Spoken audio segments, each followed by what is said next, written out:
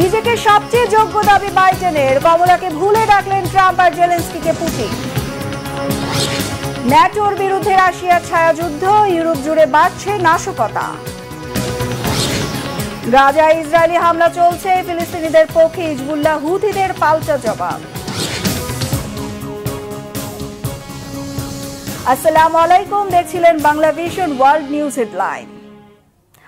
আসন্ন নির্বাচনে নিজেকে সবচেয়ে যোগ্য প্রার্থী হিসেবে দাবি করলেন মার্কিন প্রেসিডেন্ট জো বাইডেন। দলীয় চাপ উপেক্ষা করে নির্বাচনী দৌড় থেকে সরে না আসার ঘোষণা দিয়েছেন তিনি। আমেরিকানদের স্বপ্ন পূরণে বাইডেন আবারও ক্ষমতায় আসতে চান। এদিকে ইউক্রেনের প্রেসিডেন্ট ভলোদিমির জেলেনস্কিকে ভ্লাদিমির পুতিন এবং যুক্তরাষ্ট্রের ভাইস প্রেসিডেন্ট কমলা হ্যারিসকে ট্রাম্প বলে আবারও বিতর্কের জন্ম দিয়েছেন জো বাইডেন। বিস্তারিত শহীদ আরাফাতের ডেস্ক রিপোর্টে। বিতর্ক যেন জো বাইডেনের পিছু ছাড়ছে না। একের পর এক ভুলে আবারও প্রার্থিতা হারানোর চাপে তিনি। এমন প্রেক্ষাপটে বৃহস্পতিবার পশ্চিমা সামরিক জোট ন্যাটোর ৭৫তম সম্মেলন শেষে এক সংবাদ সম্মেলনে উপস্থিত হন বাইডেন। নভেম্বরের নির্বাচনে বাইডেন নিজেকে সবচেয়ে যোগ্য প্রার্থী হিসেবে দাবি করেন। নির্বাচন থেকে সরে দাঁড়ানোর প্রশ্নই ওঠে না বলে সাফ জানিয়ে দেন তিনি। ক্ষমতা ধরে রাখতে নয়, যুক্তরাষ্ট্রের মানুষের স্বপ্ন পূরণে আবারও ক্ষমতায় আসতে চান এই মার্কিন প্রেসিডেন্ট। শুধু যুক্তরাষ্ট্রের অভ্যন্তরীণ বিষয় নয়, রাশিয়া চীনের মতো দেশকে মোকাবেলা করতে প্রস্তুত জো বাইডেন। সাংবাদিকদের এক প্রশ্নে বাইডেন বলেন, আগামী ৩-৪ বছর পর তিনি বিশ্বের যে কোনো নেতাকে মোকাবেলা করতে সক্ষম। চীনকে সরাসরি মোকাবেলা করছেন বলেও দাবি করেন বাইডেন। পুতিন তার আচরণে পরিবর্তন আনবে না, তাই তার সাথে যোগাযোগ রাখতে চান না জো বাইডেন।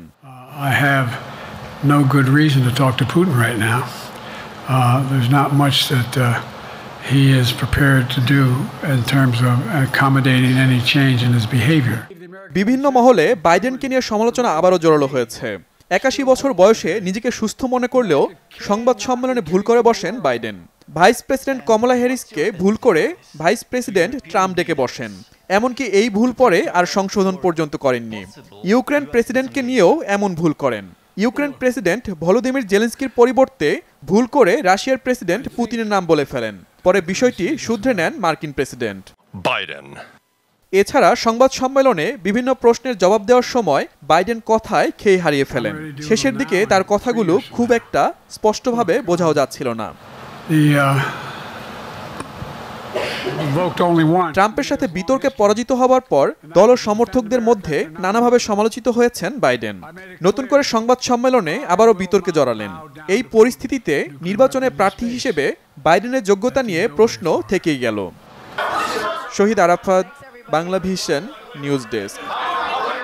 পশ্চিম তীরে হামলা ও সহিংসতার দায়ে ৩ ইহুদি বসতি স্থাপনকারী ও ৫ প্রতিষ্ঠানের উপর নিষেধাজ্ঞা দিয়েছে যুক্তরাষ্ট্র। প্রতিক্রিয়ায় মার্কিন প্রশাসনের সমালোচনা ছাড়াও পশ্চিম তীরে হামলা বন্ধ না করার প্রত্যয় জানিয়েছে বসতি স্থাপনকারীদের কালো তালিকাভুক্ত সংগঠন লেহাভা। মার্কিন পররাষ্ট্র দপ্তরের মুখপাত্র ম্যাথিউ মিলার জানিয়েছেন, পশ্চিম তীরে হামলা ও সহিংসতার মাধ্যমে স্থিতিশীলতাকে হুমকি মুখে ফেলার দায়ে যুক্তরাষ্ট্রে ভ্রমণ ও মার্কিন প্রতিষ্ঠানের সাথে আর্থিক লেনদেনের নিষেধাজ্ঞার আওতায় পড়বেন অভিযুক্তরা। মিলার বলেন, বসতি স্থাপনকারীরা সহিংসতা অব্যাহত রেখে ইসরায়েলের নিরাপত্তাকে হুমকিতে ফেলছেন। নিষেধাজ্ঞার কারণে যুক্তরাষ্ট্রের আওতাভুক্ত কোনো অঞ্চল বা প্রতিষ্ঠানে থাকা অভিযুক্তদের সম্পদ জব্দ হবে। নিষেধাজ্ঞার এবারের তালিকায় ৩ ইহুদি ছাড়াও আছে ফিলিস্তিনে অবৈধ বসতিতে গড়ে ওঠা 4 ফার্ম আর একাধিক সংগঠনের জোট লেহাভা। গাজা ও পশ্চিম তীরে 10 মাস ধরে ইসরায়েলের অভিযান চলাকালে এ নিয়ে 4র্থ দফা ইহুদি বসতি স্থাপনকারীদের বিরুদ্ধে নিষেধাজ্ঞা দিল বাইডেন প্রশাসন। তাৎক্ষণিক প্রতিক্রিয়ায় লেহাভা জানিয়েছে, ইসরায়েলের কন্যাদের সুরক্ষা নিশ্চিতের কাজ বাইডেন প্রশাসনের নিষেধাজ্ঞায় থামবে না। বর্তমানে কট্টরপন্থী সংগঠন লেহাভার সদস্য সংখ্যা 10,000-এরও বেশি। ন্যাটোর বিরুদ্ধে চলছে রাশিয়ার ছায়াযুদ্ধ। চলতি বছর গোটা ইউরোপ জুড়ে ব্যাপক হারে বেড়েছে নাশকতামূলক অভিযান। পশ্চিমাদের এমন অভিযোগে কান দিতে নারাজ মস্কো। সামরিক জোট ন্যাটোর বিশেষজ্ঞরা বলছেন, ছোট ছোট হামলাগুলোকে বিচ্ছিন্ন মনে হলেও এগুলো আসলে খুবই কৌশলী পরিকল্পনার অংশ। হাফিজুল ইসলামের ডেস্ক রিপোর্টে বিস্তারিত। ইউরোপের বিরুদ্ধে ভিন্ন এক যুদ্ধে নেমেছে রাশিয়া।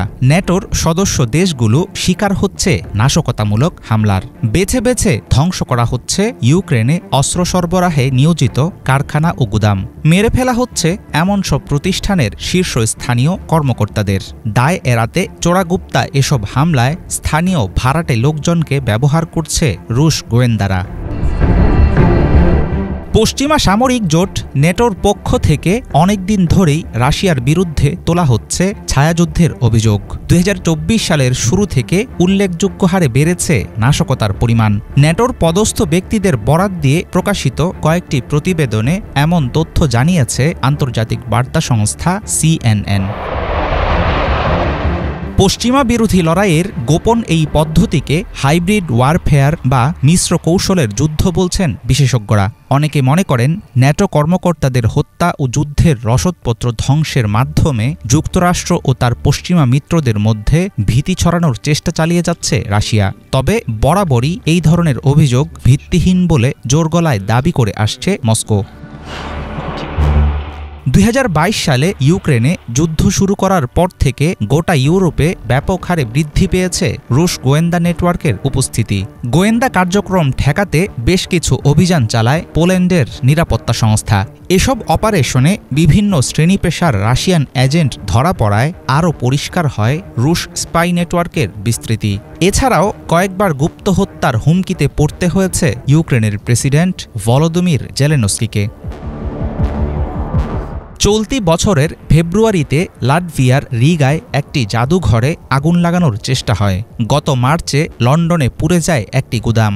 মে মাসে আগুন লাগে পোল্যান্ডের ওয়ারশতে একটি মার্কেটে। এপ্রিলে বিস্ফোরণ পরিকল্পনার অভিযোগে কয়েকজনকে আটক করে জার্মানির পুলিশ। এসব ঘটনা বিচ্ছিন্নভাবে দেখলে নিছক দুর্ঘটনা মনে হবে, কিন্তু একসাথে মিলিয়ে দেখলে বোঝা যায় ইউরোপকে ঠেকাতে কত ব্যাপক আকারে ছায়াযুদ্ধ চালিয়ে যাচ্ছে রাশিয়া। ন্যাটোর বিরুদ্ধে মুখোমুখি যুদ্ধের পরিবর্তে রাশিয়ার প্রধান লক্ষ্য ইউক্রেনে পশ্চিমা সামরিক সাহায্যের গতি বাধাগ্রস্ত করা।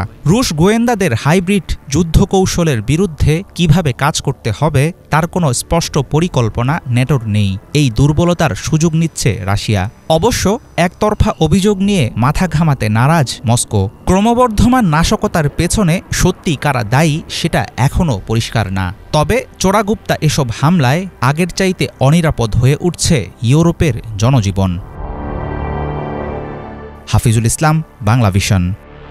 ভয়াবহ পর্যায়ে ইসরায়েলি বাহিনী এবং ফিলিস্তিনের সশস্ত্র গোষ্ঠীর সংঘাত। খান ইউনিস, নুসেইরাত এবং রাফা শহর সহ বেশ কয়েকটি উদ্বাস্তু শিবিরে বোমাবর্ষণ করেছে ইসরায়েলি বাহিনী। নুসেইরাত উদ্বাস্তু শিবিরে এক শিশু সহ 3 জন নিহত হয়েছে। অধিকৃত পশ্চিম তীরের বিভিন্ন শহর থেকেও ফিলিস্তিনিদের গ্রেফতার করছে ইসরায়েলি বাহিনী। এদিকে লেবানন এবং ইয়েমেনের যোদ্ধারাও ফিলিস্তিনিদের পক্ষে আক্রমণ অব্যাহত রাখছে।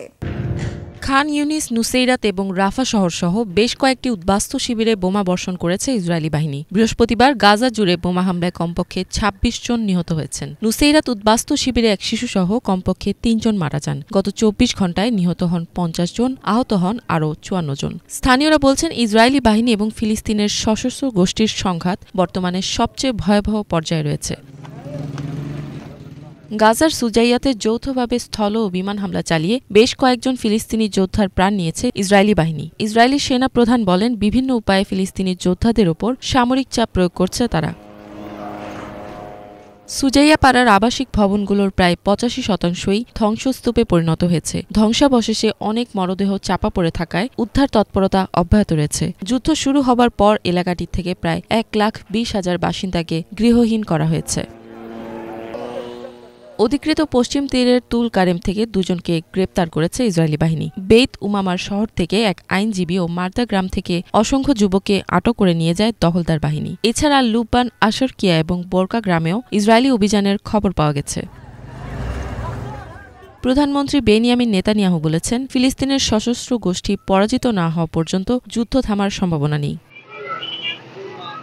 বৃহস্পতিবার দক্ষিণ লেবানন থেকে ড্রোন হামলা চালানোর পর এক ইসরায়েলি সৈনিক মারা গেছে। ওদিকে লোহিত সাগরেও এক পণ্যবাহী জাহাজে 2টো বিস্ফোরণের ঘটনা ঘটে। 7 অক্টোবর থেকে গাজায় ইসরায়েলি হামলায় কমপক্ষে ৩৮,৩৪৫ জন প্রাণ হারিয়েছেন, আহত হয়েছেন ৮৮,২৯৫ জন। ইফাত জাহান, বাংলাভিশন। বৃহস্পতিবার থেকে ভারী বর্ষণের জেরে চরম দুর্ভোগে চীনের চংকিং পৌরসভা এবং সিচুয়ান প্রদেশের বাসিন্দারা। ঝড়ো বৃষ্টির কারণে এরই মধ্যে ইয়েলো অ্যালার্ট জারি করেছে চায়নার আবহাওয়া কেন্দ্র।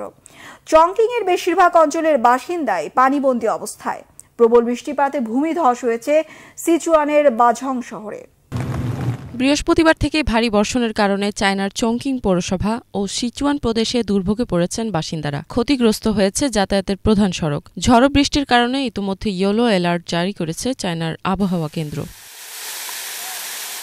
চংকিংয়ের বেশিরভাগ অঞ্চলের বাসিন্দাই পানিবন্দী অবস্থায় রয়েছেন। বন্যা কবলিত অঞ্চলে আটকা পড়াদের ত্রাণ বিতরণের ব্যবস্থা নিয়েছে স্থানীয় কর্তৃপক্ষ। দিয়ানজিয়াং অঞ্চলে চেংজি শহরের প্রায় ৫,০০০ বাসিন্দাকে নিরাপদ আশ্রয়ে পাঠাতে কাজ করছে উদ্ধারকর্মীরা। আশেপাশের এলাকায় জলাবদ্ধতারও সৃষ্টি হয়েছে। চাংশু জেলার ইউনতাই এবং হাইতাং শহরে ব্যাপক বৃষ্টিপাতে স্থানীয়দের বাড়িঘর পানির নিচে তলিয়ে গেছে, ভেসে গেছে অনেক যানবাহন। পানিতে আটকা পড়া বাসিন্দাদের সরিয়ে নিতে উদ্ধার তৎপরতা অব্যাহত রেখেছে স্থানীয় উদ্ধারকারী দল। সিচুয়ানের বাঝং শহরে প্রবল বৃষ্টিপাতে ভূমিধসের ঘটনা ঘটেছে। চংকিং, সিচুয়ান, উত্তর পূর্ব হেইলং জিয়াং প্রদেশ এবং পূর্ব জিয়াংশু প্রদেশে ভারী বর্ষণ অব্যাহত থাকায় এরই মধ্যে জরুরি অবস্থার ঘোষণা করা হয়। বাঁধ পরিদর্শনে নামে চায়নার বিশেষজ্ঞ দল। ইফাত জাহান, বাংলাভিশন। একদিকে বেকারত্ব, অন্যদিকে ধনী গরিব বৈষম্য কম নয় ভারতেও। সম্প্রতি গুজরাটে একটি বেসরকারি প্রতিষ্ঠানে 10টি পদে ইন্টারভিউ দিতে হাজির হন ২,০০০ চাকরি প্রত্যাশী। এক গবেষণা বলছে ভারতে এখন অর্থনৈতিক বৈষম্য আগের যে কোনো সময়ের চেয়ে অনেক বেশি। বিস্তারিত মীর ফজলে রাব্বির ডেস্ক রিপোর্টে। না, এখানে কোনো সেলিব্রিটিকে দেখতে মানুষের ঢল পড়েনি। ফ্রিতেও কিছু বিলানো হচ্ছে না। কোনো বাস বা রেল স্টেশনের চিত্রও নয় এটি। এত এত মানুষ এখানে জড়ো হয়েছেন শুধু একটি চাকরির আশায়। ভারতে একটি বেসরকারি প্রতিষ্ঠানে লোকবল নেওয়া হবে। শূন্য পদ আছে মাত্র 10টি। আর এই 10 পদের চাকরির জন্য ইন্টারভিউ দিতে হাজির হয়েছেন ২,০০০ জন চাকরির প্রত্যাশী। যে ভেন্যুতে ইন্টারভিউয়ের আয়োজন করা হয়েছিল সেখানে এত মানুষের সমাগমের কারণে ভিড় ও চাপাচাপির সৃষ্টি হয়। ভেন্যুতে ঢুকতে চাওয়া প্রার্থীদের চাপে এক পর্যায়ে একটি রেলিংও ভেঙে পড়ে, যে ভিডিও এখন ভাইরাল নেট দুনিয়ায়।